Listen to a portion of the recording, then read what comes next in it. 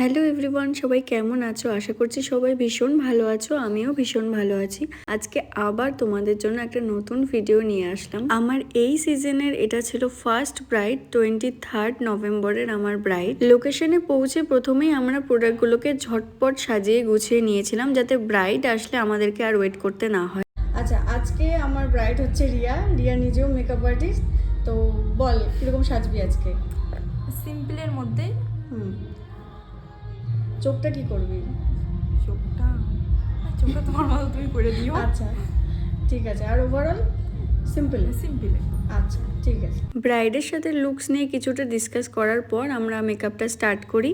আর যেহেতু সেদিন গোধূলি লগ্নে বিয়ে ছিল, তাই মেকআপটাও আমাদেরকে অনেকটাই তাড়াতাড়ি করতে হতো। সেদিনের আমার ব্রাইডের লোকেশন ছিল গোসানি, আমার বাড়ি থেকে বেশ অনেকটাই দূরে। সেজন্য আমি হাতে অনেকটা সময় রেখেই বেরিয়ে পড়েছিলাম। আর আমার পৌঁছতে 10-15 মিনিটের মতো দেরি হয়েছিল। আর আমার ব্রাইড কিন্তু একদম রেডি ছিল, আমাকে 1 সেকেন্ডও বসায়নি। সেদিনের আমার ব্রাইডের স্কিন টোন ছিল ভীষণ ড্রাই, স্কিনটা ভীষণভাবে ড্রাই হয়েছিল। শীতকালে এমনিই ফেস ড্রাই হয়ে থাকে। এরপর আমি ওর বেসটা ক্রিয়েট করেছিলাম, আর ওর ফাউন্ডেশনের শেডটা কিন্তু আমি ওর স্কিন অ্যাকর্ডিংলি রেখেছিলাম। আই মেকআপটাও আমি সিম্পলের মধ্যেই রেখেছিলাম, যেহেতু ওর হুডেড আইস ছিল আর ও একটু চোখটা টানা টানা চেয়েছিল।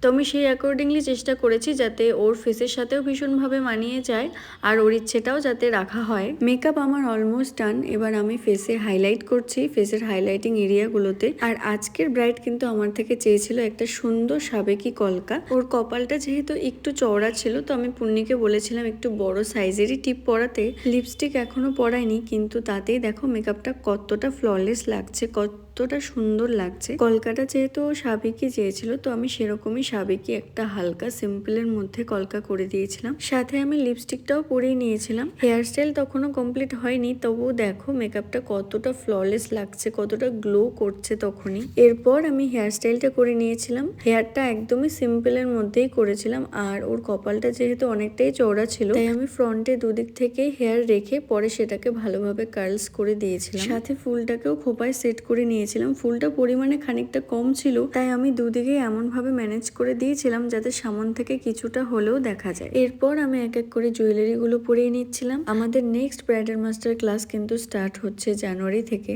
তোমরা যারা যারা ক্লাসে জয়েন করতে চাইছো আর এরকম সুন্দর সুন্দর লুক, মেকআপ, হেয়ারস্টাইল, কলকা এই সমস্ত কিছু শিখতে চাইছো, তারা অবশ্যই আমার সাথে যোগাযোগ করো। আমাদের অফিসিয়াল নাম্বার 8597120357। এই নম্বরে তোমরা কল বা হোয়াটসঅ্যাপ করে তোমাদের সিটটা বুক করে নিতে পারো। আর আমাদের 2026-এর ব্রাইডাল বুকিংও কিন্তু চলছে।